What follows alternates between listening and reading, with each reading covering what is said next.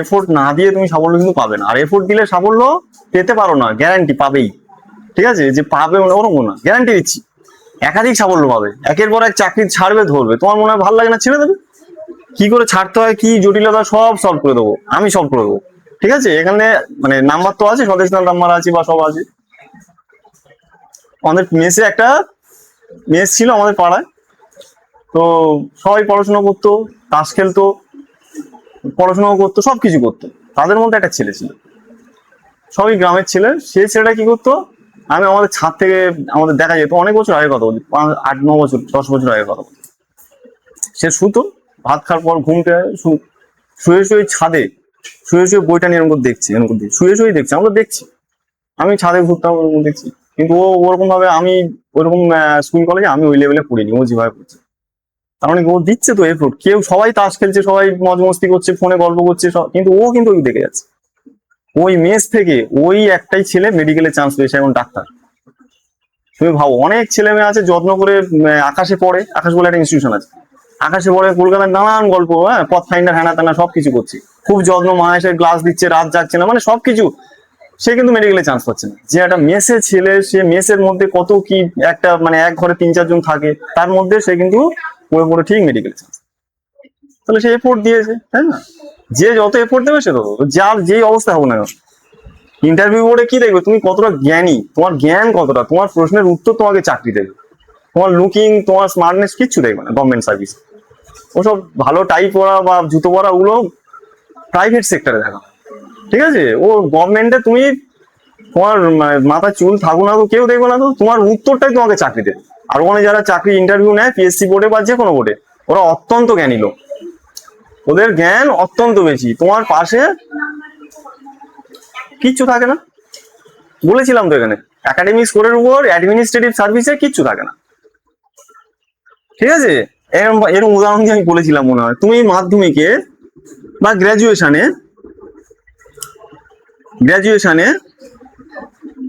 এমপিটা বাদ দিচ্ছি ছোট, হ্যাঁ, এটা গ্রাজুয়েশনে তুমি মেনে 85% নাম্বার পেয়েছো, দিয়ে তুমি একটা কোন একটা অফিসার লেভেলে পরীক্ষা দিয়েছো, মেরিট লিস্ট হয়েছে, সেই মেরিট লিস্টে প্রিলি, মেন এবং ইন্টারভিউ হয়েছে।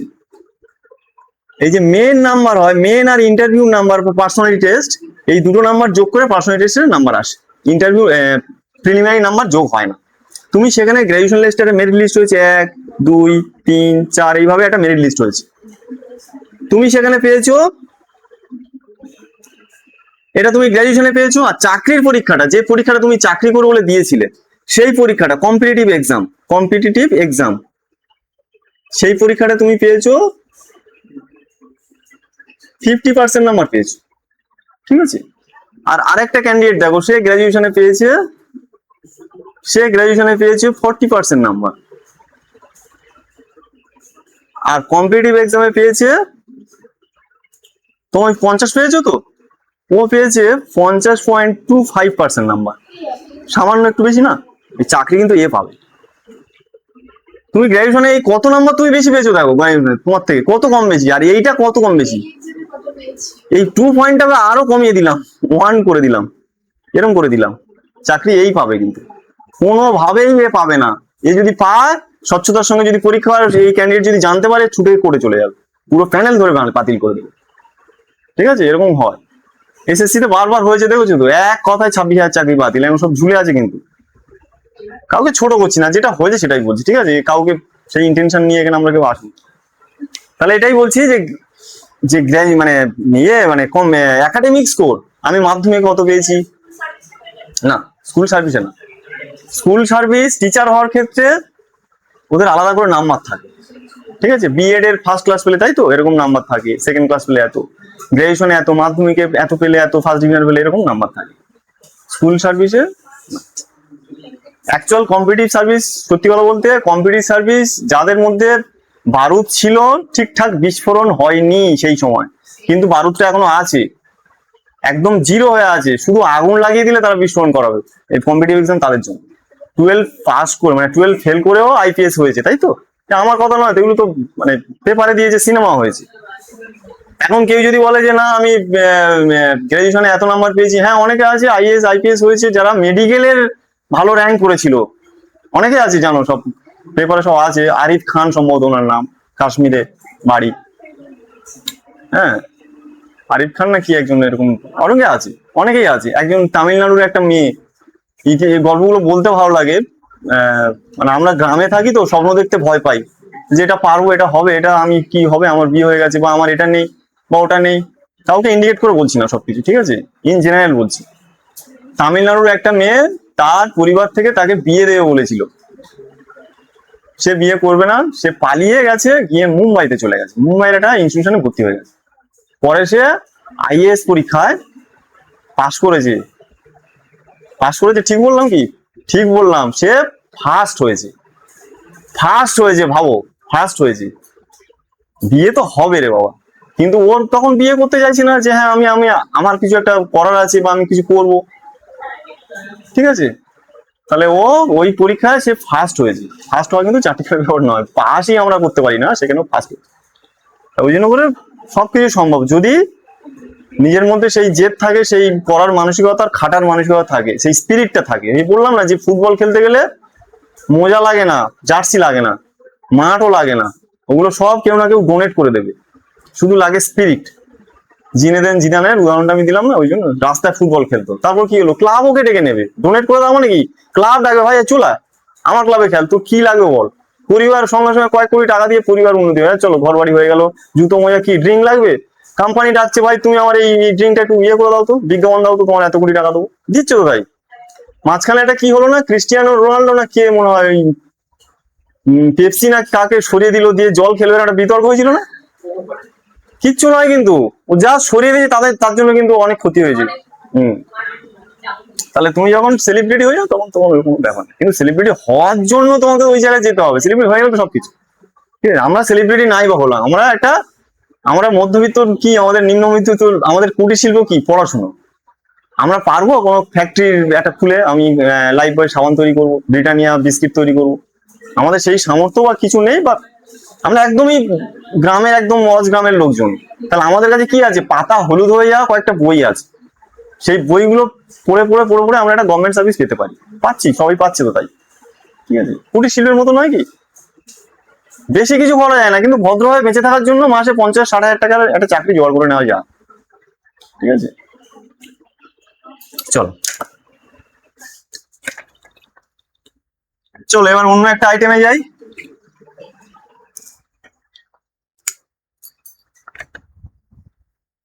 দেখো এই অঙ্কটা দেখো তো, ছকে ফেলতে পারছো কিনা।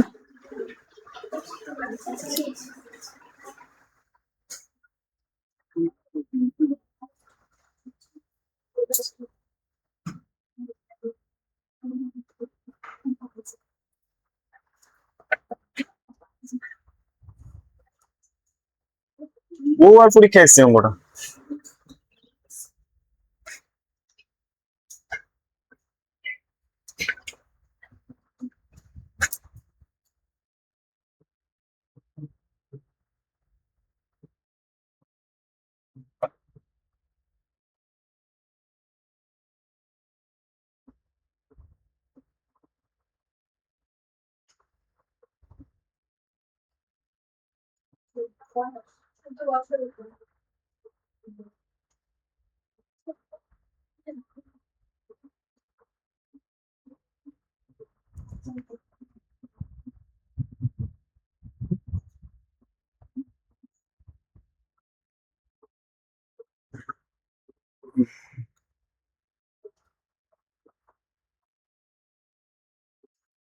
ইজি অঙ্ক করো, বলো।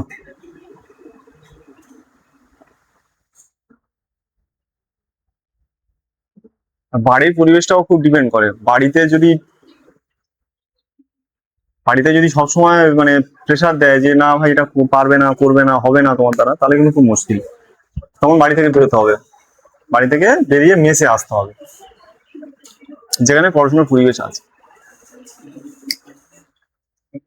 বলো, একদম ওই ছকে ফেলে দাও, বহুবারের অঙ্ক এটা।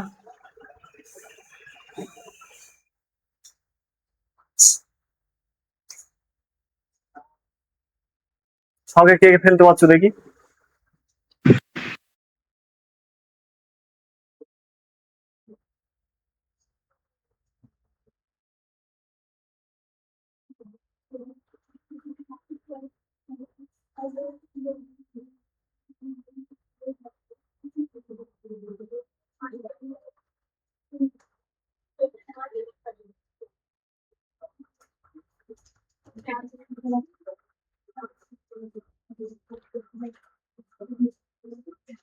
তুমি ফিজিক্স বারাসাত থেকে করেছিলে?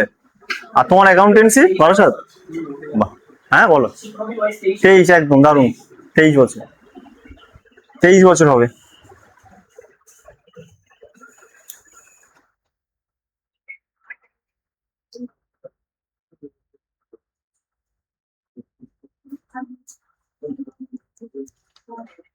কে ছকে ফেলতে পারছো না বলো তো দেখি?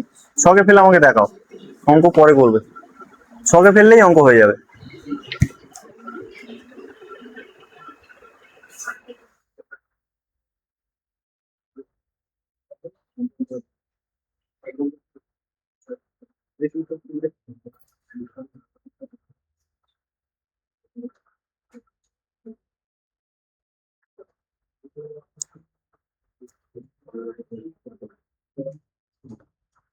আরো ভালো একটা আইটেম অঙ্ক আছে, সেগুলো দেখছে করিয়ে দাও। এই দেখো, ছকে কে ফেলতে পারছো না ওটা দেখে নাও, যদি কেউ না ফেলতে পারো দেখে নাও। এই দেখো, 8 জনের বয়সের গড় কত? 14 বছর।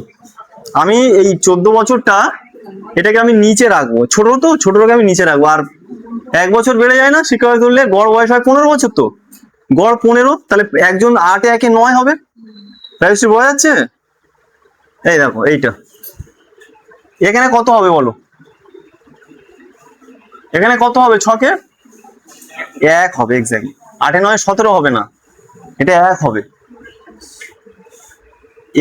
এইটার নির্ণয় করতে বল, দেখো ছকটা একই কিনা দেখো তো, আগে যে অঙ্কগুলো করলে। এবার উত্তরটা বলো তো কি?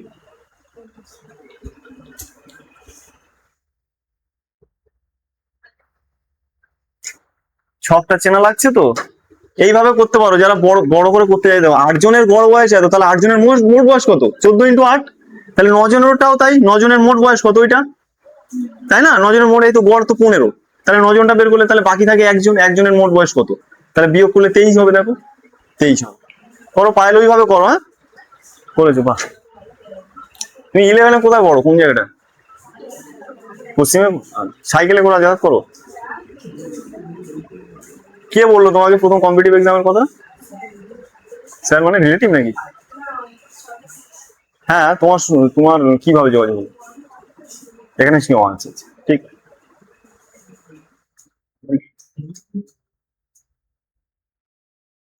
তাহলে বড় করে সবাই পাচ্ছো। এবার ছকটা দেখো, ছকটা কি একই লাগছে তো? তাহলে কি বলেছিলাম দেখো, এই দেখো, বিয়োগ, গুণ, ভাগ আর যোগ বিয়োগ হবে, সেটা তোমাকে দেখতে হবে। তাহলে বিয়োগ করতে হবে, দেখো বিয়োগ করো। এই দেখো বিয়োগ, বিয়োগ করো, এই দেখো বিয়োগ 1, 1 হলো। একটা 9-এর সঙ্গে গুণ হবে, বোঝা যাচ্ছে পিছনে সবাইকে? ছকটা একই লাগছে আগের যে অঙ্কগুলো করেছি। 1, 1 × 9, 1 × 9 করলে কত হবে? 9 হবে। বিয়োগ, ভাগ কার কার সঙ্গে ভাগ হয়ে যাবে? 1-এর সঙ্গে ভাগ হবে সবসময়, 150 এরকম আসবে না, আমি বলেছি নিচে যে থাকবে তার সঙ্গে ভাগ। তাহলে ভাগ 1 মানে সেই 9 হবে। আর কার সঙ্গে? আমি ধরেছি তো 14, তাহলে 14-র সঙ্গে কি হবে? এবার যোগ হবে। ছোট ধরছি তো, ছোট আগে অঙ্ক দেখো, ছোট ধরলে তার সঙ্গে যোগ করছি এইটা। তাহলে 14 আর 9, 23। এটা কত হয়ে গেল? 23। এই এই তো। হ্যাঁ, যোগ, ওই সবসময় যোগই করতে হয় এটা। এটা কি, এটা যদি 17 হতো তখন আলাদা। এই এই অঙ্কগুলো আস্তে আস্তে করলেও যে করছে না তার ধারণা ক্লিয়ার হয়ে যাবে। এটা তো বিয়োগ করলাম, এই জন্য করে এই 15-র সঙ্গে যোগই করতে হবে, তখন 8 বেরোবে। 8 বেরোবে, হ্যাঁ। ঠিক আছে, এই হচ্ছে। হ্যাঁ বল। হুম।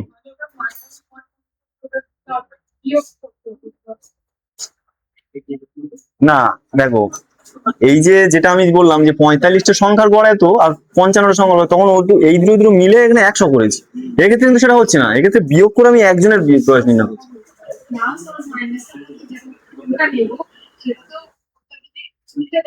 হুম। না, এই এই ক্ষেত্রে তোমাকে 8 বেরোবে, সে 8টা আবার যোগই করতে হবে, 8ই যোগই করতে হবে। হ্যাঁ, অন্য ক্ষেত্রে হ্যাঁ, ওই জন্য আমি প্লাস মাইনাস দুটো দিয়ে রাখলাম। কখনো কখনো প্লাস হচ্ছে, কখনো মাইনাস হচ্ছে।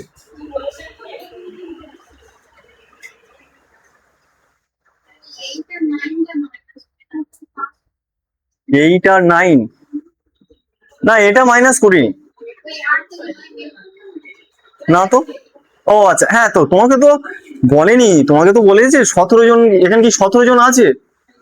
এখানে তো একজন আছে, মানে আমি বলছি ধরো এইখানে দেখো, এটা দেখো, প্রথমে বলেছিলাম যে কত, 45 জনের গড় এত আর 55 জনের গড় এত, বলেছিলাম না একটা অঙ্ক?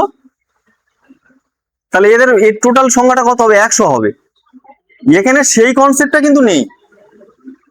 এখানে তুমি যদি লিখতে যাও তাহলে তোমাকে এরকম লিখতে হবে, 8 জনের গড় এত, একজনের গড় এত, তাহলে 9 জনের কত। হ্যাঁ, এরকম করলে হবে। এবার আমি, আমার মনে হয় এটাই একটু ইজি আছে। তোমার যদি মনে হয় যে না আমি ওই ফরম্যাটটা শিখেছি, ওর বাইরে যাবো না, তাহলে এরকম করতে পারো, অসুবিধা নেই। ঠিক আছে।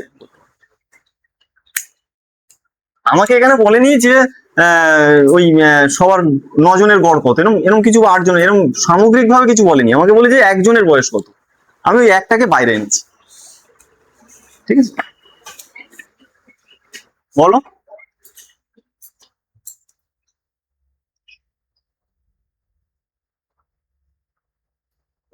তাহলে আরেকটা অঙ্ক করো দেখি।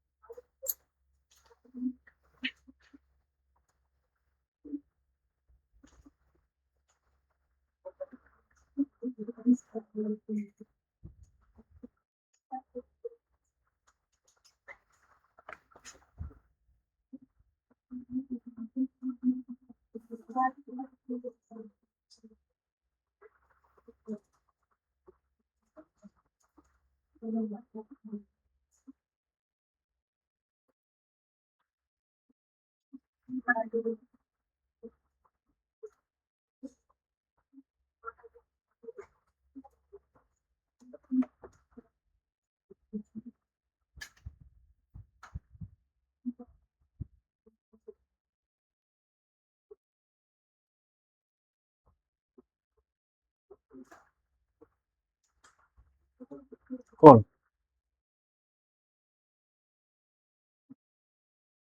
বড় করে করো, ছোট করে করো।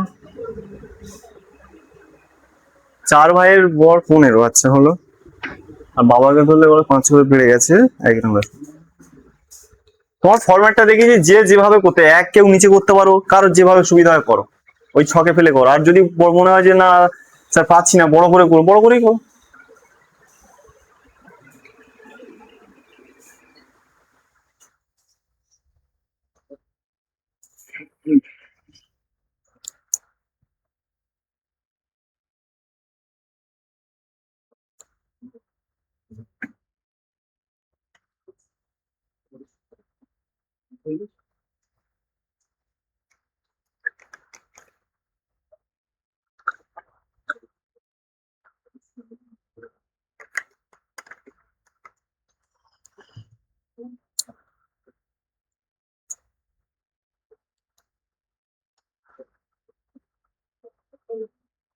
এই শিবটার বিএড কলেজ কোথায়?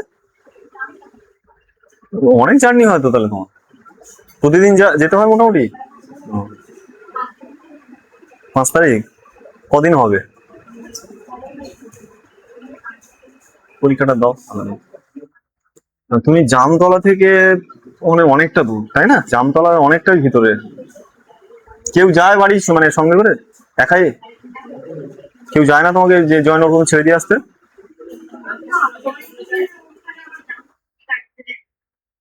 ওই ওই নিশ্চিন্তপুর টানা চলে যায় নাকি? না না। হ্যাঁ, তুমি ওখান থেকে জয়নগর আসো, জয়নগর থেকে তারপর গাড়ি ধরো তো। না আমি বলছি অতটা রাস্তা যেহেতু পরীক্ষা, তাহলে বাড়ির কেউ সঙ্গে, হ্যাঁ চেষ্টা করবে কারোর সঙ্গে নিয়ে নিতে, কারণ আবার বলো।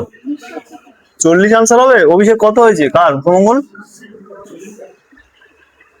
40, তাহলে 40ই হবে। এটা একটা সালের অঙ্ক আমি ভুলে গেছি না। 40 আনসার হবে। এটা হচ্ছে 2019-এ CHSL এসছে, 2019 CHSL এ একটা এসছে। 40 আনসার হবে। বড় করে করলে 40ই তো আসবে। আর যদি ছোট করে এমনি শর্ট করে করি, দেখো রুষার 40 এসছে, বড় করে করনি। আচ্ছা বড় করে করে দেখো, চার ভাইয়ের বয়সের গড় 15, তাহলে 4 ভাইয়ের মোট বয়স কত? 60। এটা তো সবাই পাচ্ছি 60।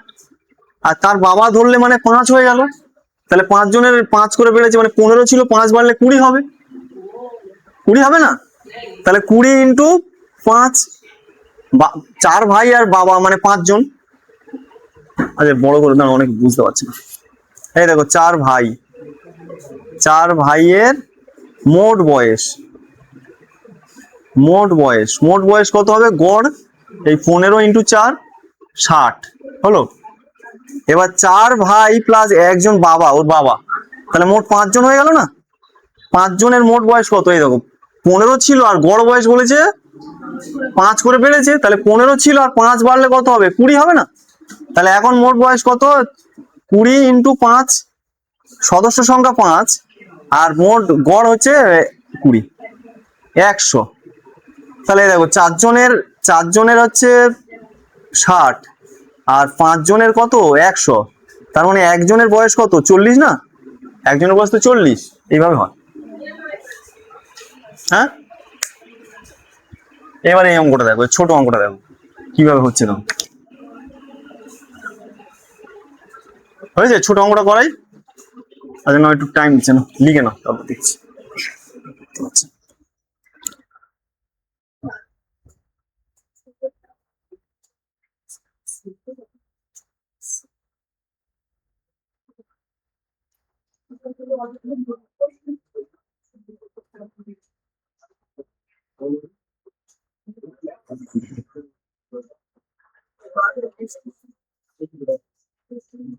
বলো, কিছু বলছো?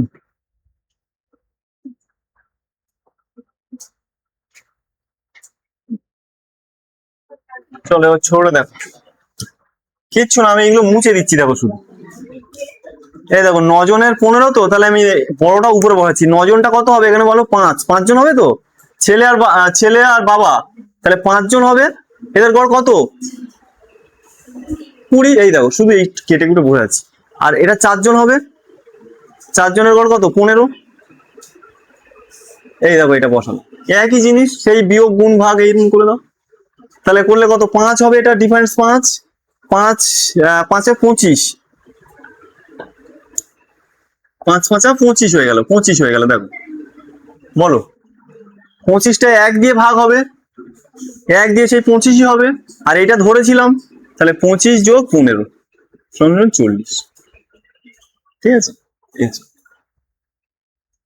এটা 40 হবে।